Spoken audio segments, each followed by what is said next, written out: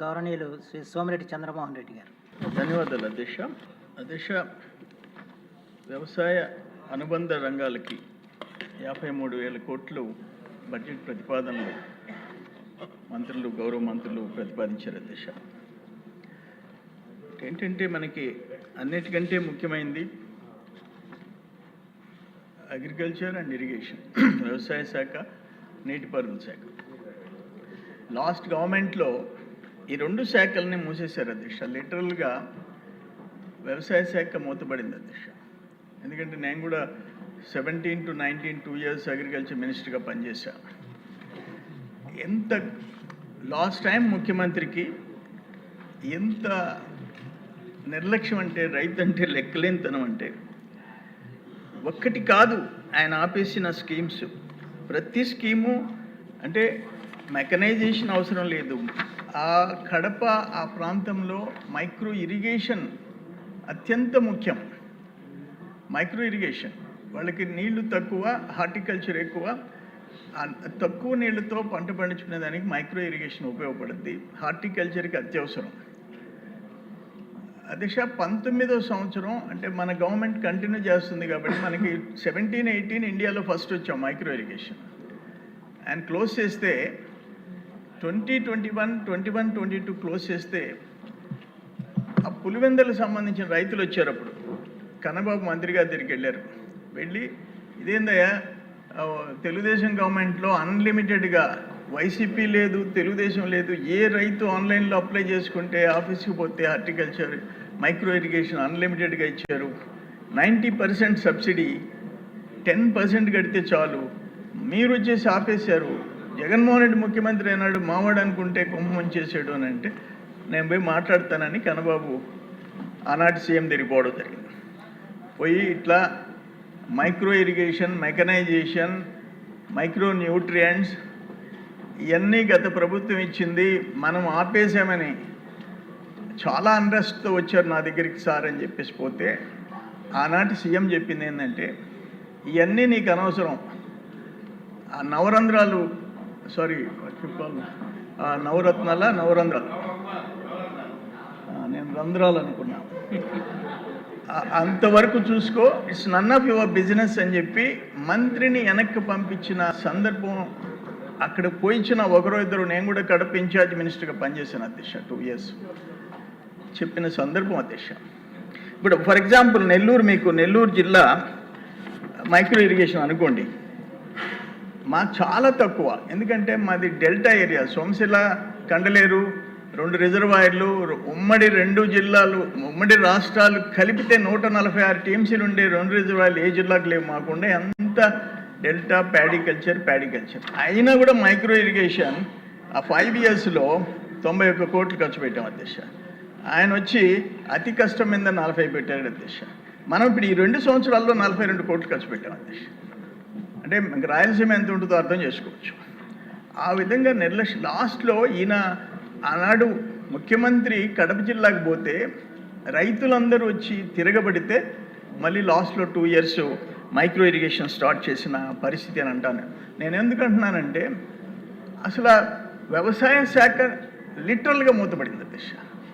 దాంట్లో డౌట్ ఏం పడలేదు. కేంద్ర ప్రభుత్వం ఇచ్చిన 60%, ఇప్పుడు సపోజ్ మైక్రో ఇరిగేషన్, మెకనైజేషన్ కేంద్రం 60% ఇస్తుంది, రాష్ట్ర ప్రభుత్వం 40% ఇస్తుంది. టోటల్గా కలిసి 90%లో 60-40, 10% రైతులు పెట్టుకుంటారు. దాన్ని కూడా క్లోజ్ చేసేసారు కదా. ఇప్పుడు మీకు ఉదాహరణకి ఏంటంటే, ఫర్ ఎగ్జాంపుల్ 19-24 నెల్లూరు జిల్లా మెకనైజేషన్, డ్రోన్స్ 0, ఇండివిజువల్ ఇంప్లిమెంట్స్ 19-24 0. అదే డ్రోన్స్ ఇప్పుడు మనం వచ్చిన తర్వాత 38 డ్రోన్లు, ఆల్మోస్ట్ 9,90,000 ఒక్కొక్క డ్రోన్, 10 లక్షలు. 38 కాస్ట్ వచ్చి 3,72,00,000. సబ్సిడీ మనం ఇచ్చింది 2,96,00,000. ఒక 80 లక్షలు రైతులు పెట్టుకుంటే ఇంచుమించు 3 కోట్లు సబ్సిడీ ఇచ్చాం. 0 drones last 5 years. Individual implements 19-24 0. Nellore జిల్లా గురించి చెప్తున్నా నేను. 0. మనం వచ్చి 54 యూనిట్లు 6,80,00,000 2,87,00,000 సబ్సిడీ ఇచ్చాం అధ్యక్ష.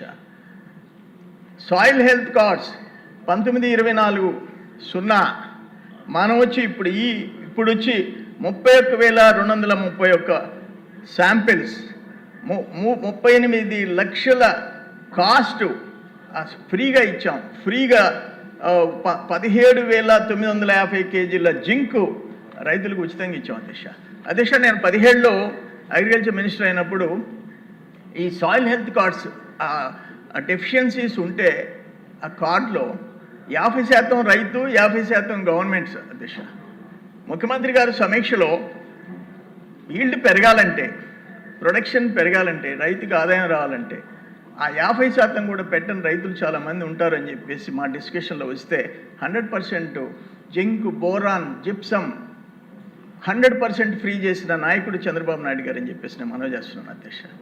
రైతులు 3-4 రైతులు వచ్చేసి ఆ సాయిల్ హెల్త్ కార్డ్స్ తీసుకుపోయి ఆ జింక్, బోరాన్, జిప్సమ్ ట్రాక్టర్ నిండా ఫుల్గా వేసుకొని ₹1 కట్టకుండా తీసుకుపోయిన సందర్భం చంద్రబాబు నాయుడు గారి గవర్నమెంట్లో 17 to 19 నేను చూసాను. మళ్ళీ ఇప్పుడు స్టార్ట్ అయింది.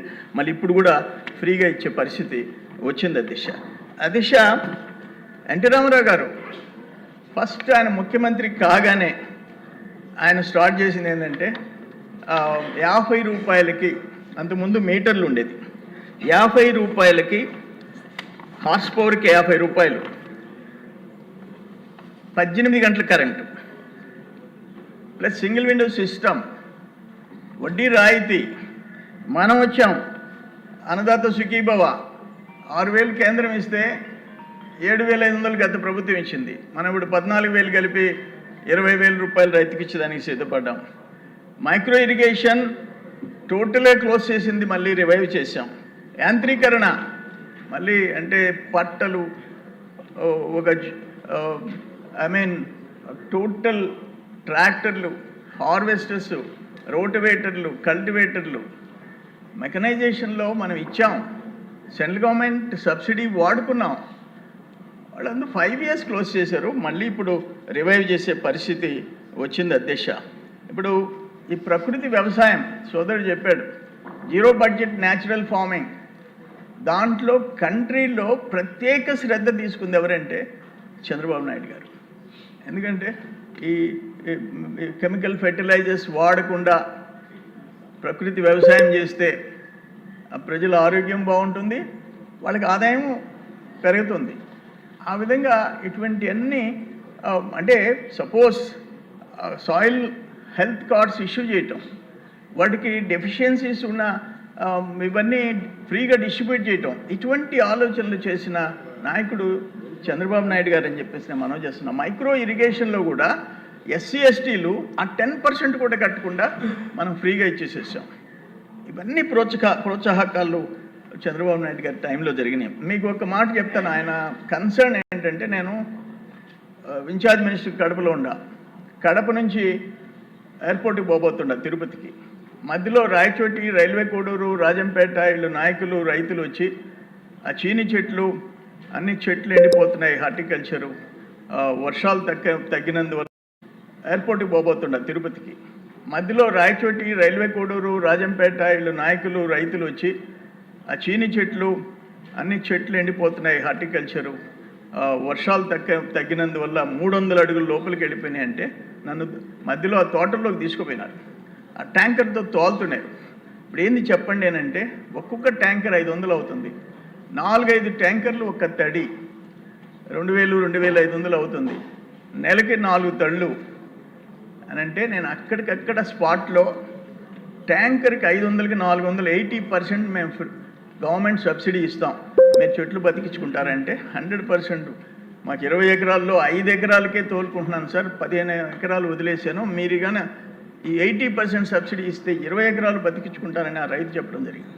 నాయకులందరూ ఉంటారు. నేను టెలిఫోన్లో హార్టికల్చర్ కమిషనర్ చిరంజీవి చౌదరి గారికి, సెక్రటరీ రాజశేఖర్ గారికి ఫైల్ రన్ చేసి సీఎం గారికి ఒక్క ఫోన్ చేస్తే next day morning GO Anantapuram, Chittoor, Kadapa, Kurnool, Nellore, Prakasam ఆ రైతులందరూ ఆ తోటలు బతికించుకున్నారు. ఆ 2 నెలలు వర్షాలు వచ్చేంత వరకు 2-3 నెలలు 80% ఆ ట్యాంకర్స్తో వాటర్ సప్లై బతికించుకున్న సందర్భాలు. ఒకసారి నెల్లూరులో బీపీటీ ఇరుగుడు వచ్చింది. గోదావరి, కృష్ణా, గుంటూరు జిల్లాలు రాలేదు. నేను పుల్లారావు గారిని సాక్షి తీసుకోపోయిన ఆయన సివిల్ సప్లైస్. రాత్రి 11 గంటలకు బాబు గారి మీటింగ్లు అయినాయి సీఎం గారి.